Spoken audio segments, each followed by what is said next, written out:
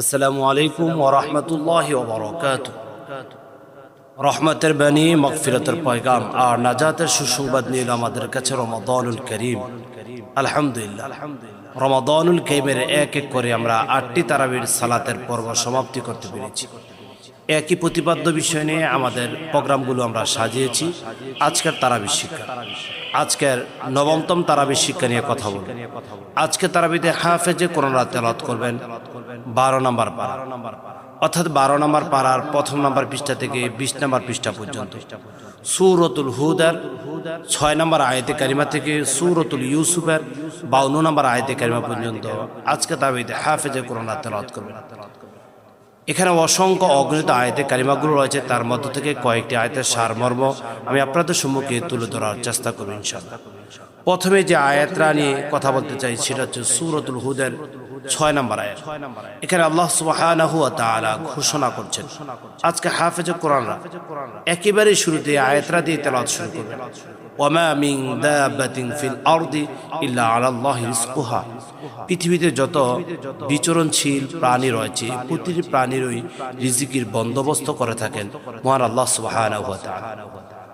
সকল মাখলুকের রিজিকের ব্যবস্থা করেন আল্লাহ সুবহানাহু ওয়া তাআলা। আমরা আজকে রিজিকের জন্য পেরেশানি, মূলত আল্লাহ সুবহানাহু ওয়া তাআলার জন্য পেরেশানি নয়। আল্লাহ সুবহানাহু ওয়া তাআলার কাছে আত্মসমর্পণের জন্য পেরেশানি নয়। আল্লাহ তাআলা যেভাবে অন্যান্য প্রাণীগুলোকেও রিজিকের ব্যবস্থা করে থাকেন, আমরা আশরাফুল মাখলুকাত হিসেবে, মানুষ হিসেবে আল্লাহ তাআলা আমাদেরও রিজিকের ব্যবস্থা করে দেবেন। আমরা তাই আসুন না আল্লাহ সুবহানাহু ওয়া তাআলার দিকে মস্তককে অবনত করি, আল্লাহ সুবহানাহু ওয়া তাআলার দিকে ঝুঁকে পড়ি। তাহলে দেখবেন আল্লাহ সুবহানাহু ওয়া তাআলা আপনার সকল রিজিকের টেনশন থেকে আল্লাহ তাআলা আপনাকে দূরীভূত করে দেবেন। সুবহানাল্লাহ। তারপর দ্বিতীয় নাম্বার যে পয়েন্টটা নিয়ে আমি কথা বলতে চাই, সেখানে আল্লাহ সুবহানাহু ওয়া তাআলা সূরাতুল হুদের 50 থেকে 60 নম্বর আয়াতে কারিমা পর্যন্ত প্রায় 10টি আয়াতে কারিমা কিন্তু কওমে আদের ব্যাপারে আলোচনা করেছেন। কওমে আদ কিভাবে ধ্বংস হলো, তাদের শাস্তির বর্ণনা কি, তারা তার নবীদের সাথে কি আচরণ করেছেন। আল্লাহ সুবহানাহু ওয়া তাআলা ধীরে ধীরে প্রতিটি পয়েন্ট সূরাতুল হুদের 50 থেকে 60 নম্বর আয়াতে কারিমা পর্যন্ত তুলে ধরেছেন। তাদেরকে আল্লাহ তাআলা ধ্বংসপ্রাপ্ত করেছেন, আল্লাহ তাআলার সাথে তারা নাফরমানি করেছেন, আল্লাহ তাআলার নবীদের সাথে তারা অসম্মান সূচক কাজ করেছেন, অন্যায়মূলক অসংখ্য কাজ করেছেন, কবিরা গুনার মতো সবচেয়ে বড় গুনাহগুলো তারা করেছেন। এই জন্য আল্লাহ তাআলা তাদেরকে ধ্বংস করে দিয়েছেন। তারপর সূরাতুল হুদের মধ্যে 3 নম্বর যে পয়েন্ট নিয়ে কথা বলবো সেটা হচ্ছে সূরাতুল হুদের মধ্যে আল্লাহ সুবহানাহু ওয়া তাআলা অসংখ্য অগণিত নবীদের ইতিহাস তুলে ধরেছেন, নবীদের জীবনীগুলো তুলে ধরেছেন। আমরা সূরাতুল হুদ যদি শিখতে পারি, জানতে পারি, অর্থ যদি অনুধাবন করতে পারি, বুঝতে পারি, তাহলে অনেক নবী রাসূলদের ইতিহাস জীবনী আমরা সেখান থেকে জানতে পারি। তারপর আমরা আরেকটি পয়েন্টে জানবো, সেটা হচ্ছে সূরাতুল হুদের 15 নম্বর আয়াত।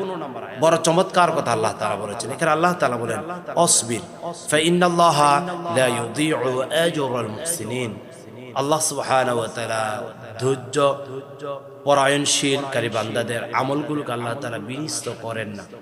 আপনি হাড় ভাঙা পরিশ্রম করেছেন, আপনি শ্রম দিয়েছেন আল্লাহ তাআলার জন্য, আপনি ইসলামের জন্য জীবনকে কোরবান করে দিয়েছেন, আল্লাহ তাআলা আপনার আমলগুলোকে বিনষ্ট করবেন না। আপনার চিন্তাকে, আপনার সফলতাকে আল্লাহ তাআলা বাতিল করে দেবেন।